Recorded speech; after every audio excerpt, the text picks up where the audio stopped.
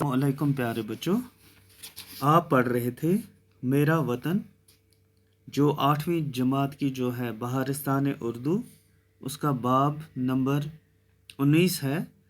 और जब आप अपने घरों पे बैठ के ये किताब अपनी बहारिस्तान उर्दू खोलेंगे तो आपको ये जो है ये बाब सफ़े नंबर 110 पे मिलेगा। तो एक वीडियो में आप इसका जो है पहले दो तीन जो बंद हैं हमने पढ़ लिए हैं पहले वीडियो में। तो बाकी जो रह गया था वो आज हम यहाँ से आगे पढ़ेंगे। तो यहाँ से शुरू करेंगे हम। तो इस नज़म में जो है मेरा वतन, इसमें थोड़ा सा आपको और बताते चलें कि इसमें वतन की जो है शायर शफीउद्दीन नैयर जो हैं, इन्होंने अपने वतन की तारीफ़ इस नज़म में की है।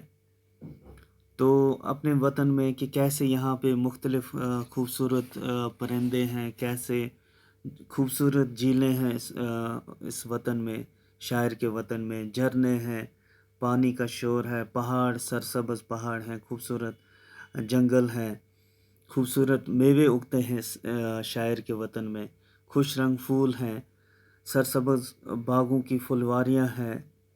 तो ये सब कुछ जो है शायर ने अपनी इस नज़म में जो लिखा है, अपने वतन की खूबसूरती को बयान करते हुए ये सारा कुछ लिखा है। तो यहाँ से ज़मीनें वो ज़रखेज़ दिलकश चमन, यानी ज़मीनें जो हैं, इसकी ज़मीनें जो है, इसकी जो है जहाँ पे फसल उगाई जाती है, तो ये ज़रखेज़ जो हैं, बहुत ज़्यादा अनाज उगाने वाली जो ज़मीन है, इसमें जो बने चमन हैं, ये मेरा वतन है, ये मेरा वतन। ये कहीं और नहीं हो सकता, किसी और जगह ये इतनी ज़रखेज़ ज़मीन नहीं हो सकती, इतने दिलकश चमन नहीं हो सकते जितने कि शायर के वतन में हैं। तो पहाड़ों का मंज़र, बनों का समा, पहाड़ यानी पहाड़ों का मंज़र, चारों तरफ पहाड़ हैं, और बनों का समा, बन यानी जंगलों को कहते हैं हम। तो इनका जो है, जो इनकी खूबसूरती है, जो ये खूबसूरत लगते हैं हमें जब हम इनकी तरफ देखते हैं।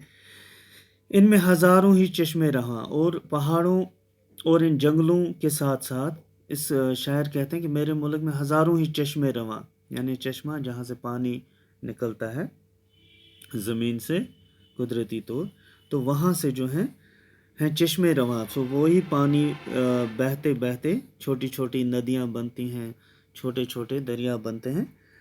तो कहाँ तक बयां इसकी हूँ खूबियाँ, कि कितना मैं बयान करूँ कि मेरे खूबसूरत वतन में इतनी सारी खूबसूरती है, हर चीज़ इतनी खूबसूरत है कि कितना मैं इसकी तारीफ़ करूँ, कि कहाँ तक करूँ। मेरे पास अल्फाज नहीं हैं कि मैं अपने वतन की लफ्ज़ों में तारीफ़ करूँ। है फिरदौस का इस चमन पर गुमा, ऐसा लगता है कि फिरदौस यानी जन्नत का जो ये चमन है, मेरा ये खूबसूरत सा वतन जो है, इसमें लगता है जैसे बिल्कुल ये सचमुच एक जन्नत हो, जन्नत की तरह इसमें हर नज़ारा जो है खूबसूरत दिखाई देता है। ये बाग इरम है, ये बाग इरम है, ये ये बाग अदन। तो बाग इरम यानी जन्नत का बाग है, ये जन्नत का बाग है मेरा वतन।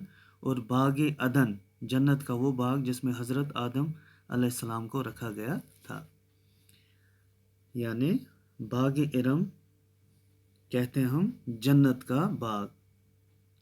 तो मेरा वतन बाग अदन है, जन्नत का वो बाग, जन्नत में बहुत से बाग होंगे, तो जन्नत का वो बाग जिसमें हज़रत आदम अलैहिस्सलाम को रखा गया था, तो उसे कहते हैं बाग वतन। ये मेरा वतन है, ये मेरा बिल्कुल जन्नत के जैसा है, जन्नत की तरह खूबसूरत है, जन्नत की तरह सारी नेमतें जो हैं, दुनिया की हर नेमत जो है मेरे वतन में है। तो ये था इस जो है ये मेरा वतन जो नज़म हमने पढ़ी।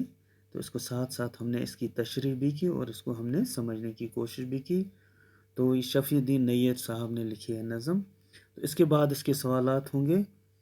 تو ان کے جوابات بھی ہم ساتھ ساتھ آپ کو دکھائیں گے، وہاں پہ لکھائیں گے بھی کمیونٹی کلاس میں۔ تب تک آپ اپنا خیال رکھیں، اپنے گھر والوں کا خیال رکھیں، اپنی پڑھائی کا خیال رکھیں۔ باقی اللہ حافظ۔